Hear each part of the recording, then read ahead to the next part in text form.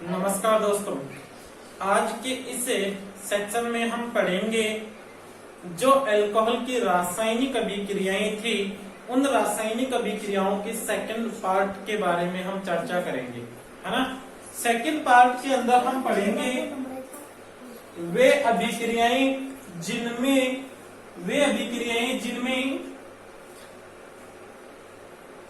CO बंध का विदलन होता है, यानी कार्बन और ऑक्सीजन के बीच में जो बॉन्ड है, इस बॉन्ड के टूटने वाली अभिक्रियाओं के बारे में हम चर्चा करेंगे। इससे पहले वाले लेक्चर में हमने पढ़ा था ऐसी अभिक्रियाएं जिनके अंदर ऑक्सीजन और हाइड्रोजन के बीच का बॉन्ड टूटता है। आज के इस लेक्चर में हम पढ़ेंगे CO बंध के विदलन की अभिक्रियाओं के बारे में हम पढ़ेंगे। तो दोस्तों, सबसे पहले हम बात करते हैं अल्कोहल के प्रकार की। तो अल्कोहल 3 प्रकार का होता है। एक तो होता है तृतीयक अल्कोहल, एक होता है सेकेंडरी अल्कोहल, द्वितीयक अल्कोहल होता है, और एक हम पढ़ते हैं प्राइमरी अल्कोहल के बारे में। ये तो प्राथमिक अल्कोहल है, ये द्वितीयक अल्कोहल है, और ये तृतीयक अल्कोहल होता है। अब यहाँ पर हम देखेंगे कि कौन से अल्कोहल के अंदर OH बंध का विदलन है, वो सबसे पहले होता है, यानी CO बंध का विदलन सबसे पहले किसमें होता है। CO बंध के विदलन की सुगमता के क्रम के बारे में हम चर्चा करते हैं। तो देखो, यहाँ पर ऑक्सीजन परमाणु की विद्युत ऋणता अधिक होती है, इसलिए ऑक्सीजन परमाणु बंध के इलेक्ट्रॉनों को अपनी ओर खींचता है, और एल्किल समूह इलेक्ट्रॉन प्रतिकर्षित होता है, ये इलेक्ट्रॉन देता भी है। तो जिसमें एल्किल समूह ज्यादा होंगे, जैसे इसमें 1, 2 और 3 एल्किल समूह है, तो ये तीनों एल्किल समूह ऑक्सीजन को इलेक्ट्रॉन दे रहे हैं, इसलिए ऑक्सीजन और भी जल्दी इलेक्ट्रॉनों को अपनी ओर खींचकर इससे दूर हो जाता है। जबकि द्वितीयक अल्कोहल में 2 एल्किल समूह होते हैं जो इलेक्ट्रॉन प्रतिकर्षित होते हैं, तो 2 समूह देंगे इधर से इलेक्ट्रॉन, इसलिए ये थोड़ा कम खींच पाएगा। और प्राथमिक अल्कोहल में केवल 1 एल्किल समूह होने के कारण इधर से केवल 1 ही एल्किल समूह का प्रतिकर्षण होगा, इसलिए इधर से इलेक्ट्रॉनों को थोड़ा कम खींच पाएगा। तो ऑक्सीजन शीघ्रता से तृतीयक अल्कोहल के अंदर से इलेक्ट्रॉनों को अपनी ओर खींच लेता है, इसलिए CO बंध का विखंडन है वो तृतीयक अल्कोहल में जल्दी होता है, यानी तृतीयक अल्कोहल CO बंध के विखंडन के प्रति अधिक सरलता दर्शाता है। द्वितीयक अल्कोहल होता है, उसकी सुगमता थोड़ी कठिन होती है, और प्राथमिक अल्कोहल के अंदर CO बंध का विदलन और भी कठिन होता है। तो दोस्तों, हमें सबसे पहले ये याद रखना है कि कौन से अल्कोहल के अंदर CO बंध का विखंडन होता है, वो सबसे पहले होता है। तो तृतीयक अल्कोहल के अंदर CO बंध का विखंडन होता है, वो सबसे पहले होता है। इसके बारे में हमने अभी देखा।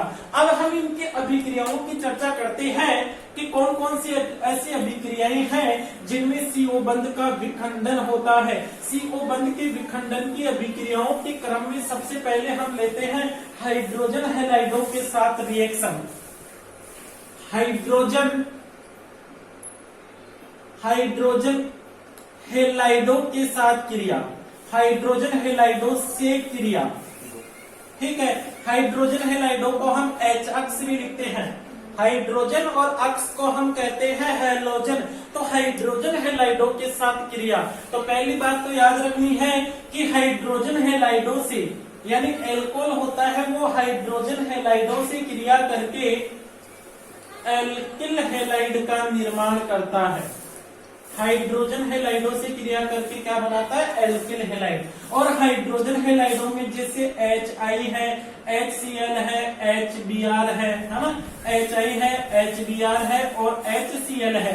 HF हाइड्रोजन फ्लोराइड ये रिएक्शन नहीं दर्शाता है, क्योंकि हाइड्रोजन फ्लोराइड में फ्लोरीन का छोटा आकार होने के कारण बॉन्ड लेंथ होती है, बंध लंबाई होती है, वो कम हो जाती है, और बंध लंबाई कम हो जाने के कारण उस बंध का विदलन होता है, वो सरलता से नहीं होता है। तो यहाँ पर हाइड्रोजन हैलाइडों के संदर्भ में देखें तो HI की क्रियाशीलता ज्यादा होती है, HBr की कम और HCl की कम। भाई आयोडीन का बड़ा आकार होने के कारण बॉन्ड लेंथ, ये बंध की जो लंबाई दिख रही है यहाँ पे वो ज्यादा होती है, और बंध लंबाई ज्यादा होती है तो उसकी बंध वियोजन एंथैल्पी का मान कम होता है। अरे भाई हम जानते हैं जो जितना बड़ा बॉन्ड होगा वो उतने ही शीघ्रता से टूट जाता है, और जो जितना छोटा बॉन्ड होगा उसके वियोजन की दर में कमी आती है। तो हाइड्रोजन हैलाइडों के प्रति अगर हम क्रियाशीलता देखते हैं तो HI की क्रियाशीलता ज्यादा होती है, HBr की कम होती है, HCl की और भी कम होती है। जबकि अल्कोहल की क्रियाशीलता की चर्चा अभी हमने की थी, CO बंध के विखंडन में तृतीयक अल्कोहल अधिक क्रियाशील होता है, सेकेंडरी अल्कोहल उससे कम क्रियाशील होता है, प्राइमरी अल्कोहल उससे कम क्रियाशील होता है। अब देखो रिएक्शन को अगर हम देखें तो अल्कोहल की क्रिया जैसे HBr से की जाती है तो ये बन जाता है यहाँ से CO बंध, CO कार्बन है, यहाँ पे कार्बन और ऑक्सीजन के बीच का बॉन्ड टूट जाता है, RBr का निर्माण हो जाता है, ये जल अलग हो जाता है। याद रखना जब प्राथमिक अल्कोहल लिया जाता है तो ये क्रिया जिंक क्लोराइड की उपस्थिति में होती है, लेकिन जब सेकेंडरी या तृतीयक अल्कोहल ले लिया जाता है तो उसमें फिर जिंक क्लोराइड की आवश्यकता नहीं होती है, क्योंकि तृतीयक अल्कोहल होता है उसकी रिएक्टिविटी अधिक होती है, उसकी क्रियाशीलता अधिक होती है, तो इससे तृतीयक एल्किल हैलाइड का निर्माण होता है। जैसे यहाँ Br लिया है तो Br आ जाएगा, और अल्कोहल का OH और H हाइड्रोजन हैलाइडों का हाइड्रोजन पानी के रूप में अलग हो जाता है। तो ये तृतीयक अल्कोहल है, इसकी हाइड्रोजन हैलाइडों के साथ रिएक्शन होती है, वो शीघ्रता से हो जाती है। अब यहाँ पर हम देखेंगे इसके नामकरण के बारे में चर्चा करेंगे। अगर हम इसके नामकरण की बात करते हैं तो नामकरण क्या होगा, सबसे बड़ी कार्बनिक संख्या ये होगी 2 कार्बन 2 के ऊपर मैथिल समूह है तो 2 मैथिल 1 2 3 के लिए मूल शब्द आ जाएगा प्रोपेन, 2 मेथिल प्रोपेन 2 इसका यूपीएससी नाम है, और अल्कोहल से बन जाता है एल्किल हैलाइड, तो इसका यूपीएससी नाम लिखेंगे तो सबसे बड़ी श्रृंखला। अब ये भी प्रतिस्थापी है, हेलोजन भी प्रतिस्थापी होता है, ब्रोमो बी से शुरू होता है मेथिल एन से, तो सबसे पहले हम लिखेंगे ब्रोमो को, तो नाम हो जाएगा 2 ब्रोमो 2 मेथिल और प्रोपेन, इसको 2 methyl 2 propane 2 bromo 2 methyl propane कहते हैं। तो आई होप आप आसानी से बता सकते हो हाइड्रोजन हैलाइडों के साथ जो अल्कोहल की क्रिया होती है वो किस प्रकार से होती है, किस प्रकार से एल्किल हैलाइड का निर्माण होता है। दूसरे नंबर पे हम रिएक्शन लेते हैं फास्फोरस ट्राइहेलाइडों के साथ क्रिया, यानी फास्फोरस ट्राइहेलाइड के साथ रिएक्शन करके एल्किल हैलाइड का ही निर्माण करते हैं अल्कोहल। फास्फोरस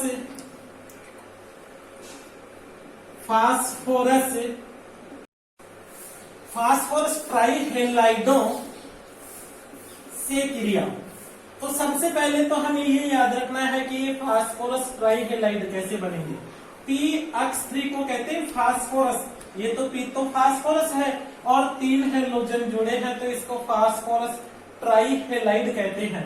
तो अगर एल्किल हैलाइडों की अल्कोहल की क्रिया फास्फोरस ट्राइहेलाइडों से करते हैं, याद रखना अल्कोहल के 3 मोल होते हैं, वो एक फास्फोरस ट्राइहेलाइड से क्रिया करके बना लेता है RX, 3 तो बन जाएंगे ये, और 3 OH होते हैं वो फास्फोरस पर जुड़कर H3PO3 का निर्माण करते हैं, फास्फोरस अम्ल बना लेते हैं। याद रखना फास्फोरस ट्राइहेलाइड होता है उसको हम फास्फोरस और हेलोजन की क्रिया के द्वारा बना सकते हैं। फास्फोरस और हेलोजन की जब क्रिया होती है तो P(X3) का निर्माण होता है। वैसे फास्फोरस P4 के रूप में रहता है और एक फास्फोरस से 3 हेलोजन जुड़ेंगे तो यहाँ पर हेलोजन हम लेंगे 6, है ना, तो ये बन जाएगा P(X3) फास्फोरस ट्राइहेलाइड बनता है, और ये फास्फोरस ट्राइहेलाइड अल्कोहल से क्रिया करके क्या बना लेता है, एल्किल हैलाइड RX का निर्माण कर लेता है।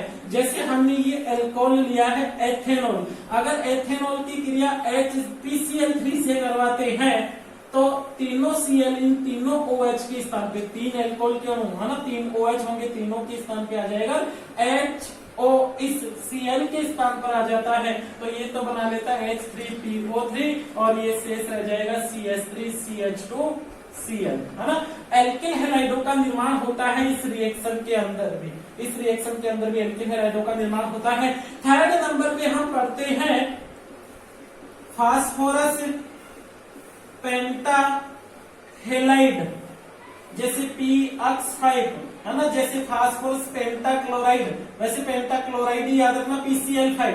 फास्फोरस पेंटाक्लोराइड से क्रिया करके हेलो एल्केन यानी क्लोरो एल्केन। अब हमने कह दिया ना फास्फोरस पेंटाक्लोराइड यानी इसमें क्लोराइड होगा तो क्लोरो एल्केन ही बनेगा। जैसे CH3CH2OH ये एथेनॉल है, इसकी PCl5 के साथ रिएक्शन करवाते हैं तो ध्यान देना एक हाइड्रोजन एक Cl से क्रिया करके HCl बना लेता है और ये ऑक्सीजन शेष यहाँ पर जुड़कर बना लेता है POCl3, जबकि जो एक हाइड्रोजन परमाणु होता है वो OH के स्थान पर आकर बना लेता है CH3CH2Cl। इसको हम कहते हैं क्लोरोएथेन।